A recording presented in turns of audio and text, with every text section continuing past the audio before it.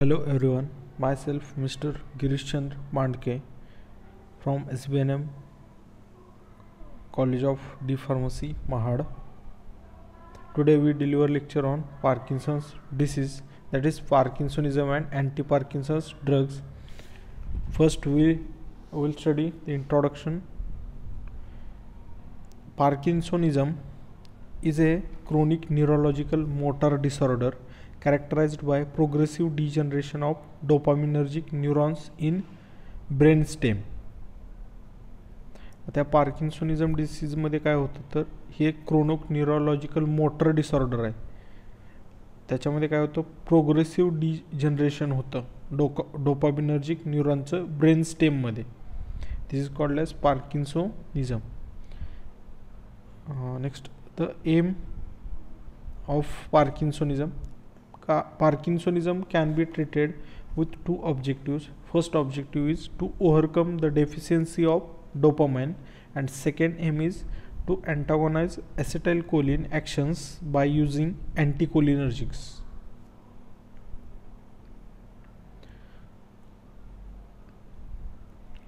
Next, Parkinson's is extrapyramidal motor disorder, and imbalance between dopaminergic and cholinergic system in statium and gives rise to motor defect.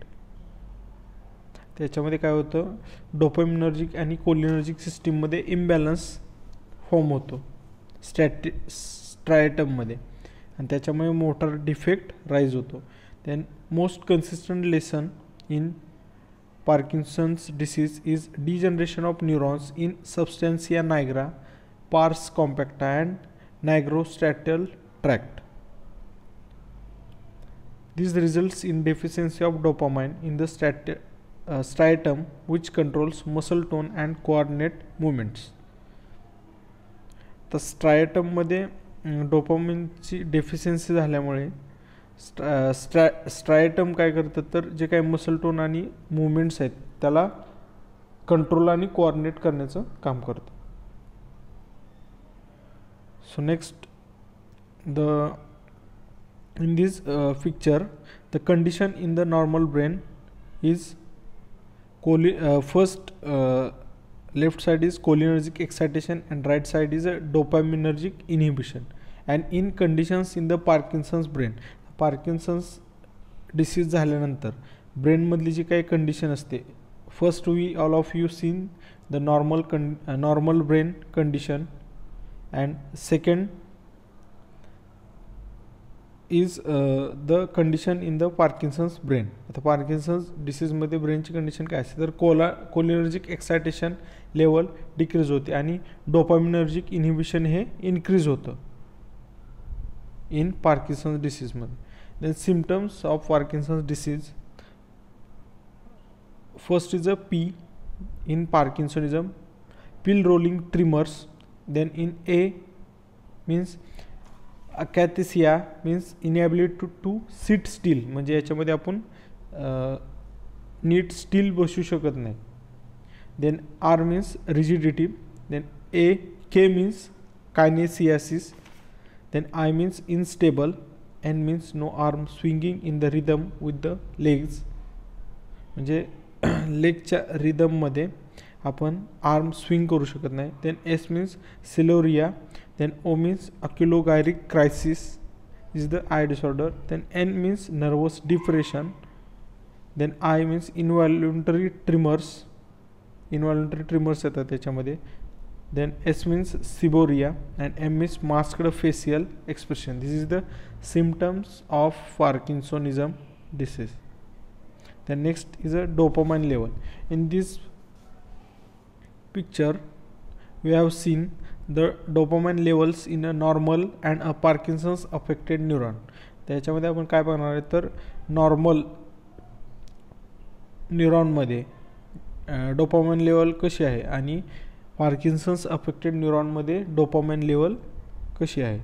First we all of you seen the normal neuron and the dopamine level in a normal neuron and its normal movement. And in next Parkinson's affected neuron, the dopamine level is decreased and movement of disorder is occurred on receptor. The next, classification of anti-Parkinsonian drugs. First class is a drugs affecting brain dopaminergic system. In that, first example is levodopa. Next is a amantadine. Next is a bromocriptine. Then next class, second is centrally acting anticholinergic. First example is benzotropine and second is diphenhydramine. The next is a pharmacology of levodopa.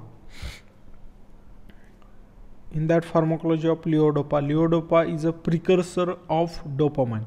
Precursor means starting material. levodopa हे डोपामाइनचं starting material आहे, that is precursor.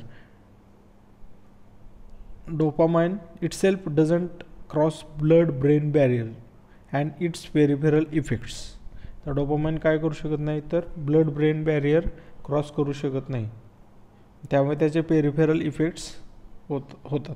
Then it provides no benefits in parkinsonism. त्यामुळे लिओडोपाचा कोणताही benefit parkinsonism डिसीजमध्ये होत नाही. Then levodopamine is precursor of dopamine. It can cross blood brain barrier where it is decarboxylated to dopamine. आता लिओडोपामाइन हे जे आहे लिओडोपा ते डोपामाइनचं प्रिकर्सर आहे आणि ते ब्लड ब्रेन बॅरियर क्रॉस करतं. केव्हा करतं, तर जेव्हा डोपामाइनचं डिकार्बॉक्सिलेशन होतं तेव्हा. Then if administered alone about 1 to 3% of levodopamine actually enters in the brain unaltered, which provides insufficient level of dopamine in brain. तर ज्यावेळेस अलोन लिओडोपा ॲडमिनिस्टर केलं जातं 1 to 3% ब्रेनमध्ये ते ॲडमिनिस्टर केलं जातं, त्यावेळी काय होतं, तर इनसफिशियंट अमाऊंट ऑफ लेवल डोपामाइनची प्रोव्हाइड होते ब्रेनमध्ये. Then about 97 to 99% of levodopamine get metabolised in GIT. आणि त्याच्यामधलं जे काही 97 to 99% लिओडोपामाइन असेल ते कुठे मेटाबॉलाइज होतं, तर GITमध्ये, गॅस्ट्रो इंटेस्टिनल ट्रॅक्टमध्ये अँड पेरिफेरल टिश्यूजमध्ये. Then by dopa decarboxylase enzyme to dopamine. This is the pharmacology of levodopa. The next is a preparation of dopamine. First is a amantadine. Amantadine dose is 100 mg per day orally. Route is orally. Okay. Thank you. We can stop here.